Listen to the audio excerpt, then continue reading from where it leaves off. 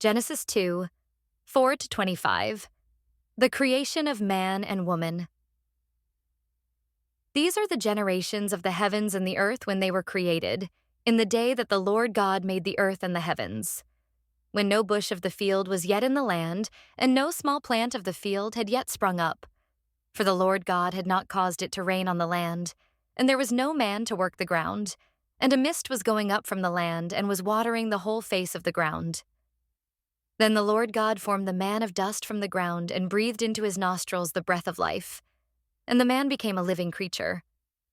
And the Lord God planted a garden in Eden, in the east, and there he put the man whom he had formed. And out of the ground the Lord God made to spring up every tree that is pleasant to the sight and good for food. The tree of life was in the midst of the garden, and the tree of the knowledge of good and evil.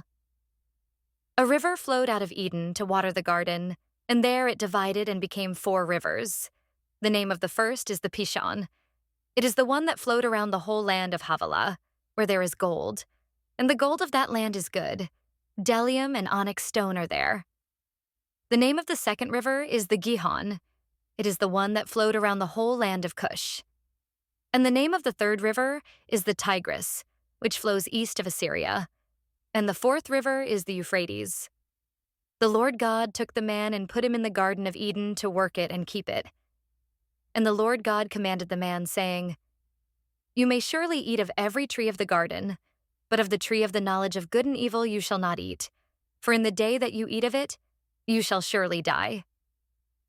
Then the Lord God said, "It is not good that the man should be alone. I will make him a helper fit for him." Now out of the ground the Lord God had formed every beast of the field and every bird of the heavens, and brought them to the man to see what he would call them. And whatever the man called every living creature, that was its name. The man gave names to all livestock and to the birds of the heavens and to every beast of the field. But for Adam there was not found a helper fit for him.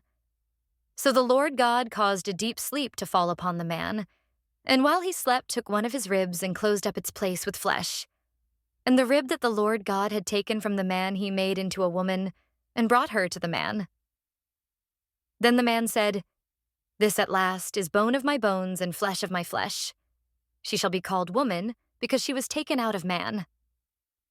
Therefore a man shall leave his father and his mother and hold fast to his wife, and they shall become one flesh."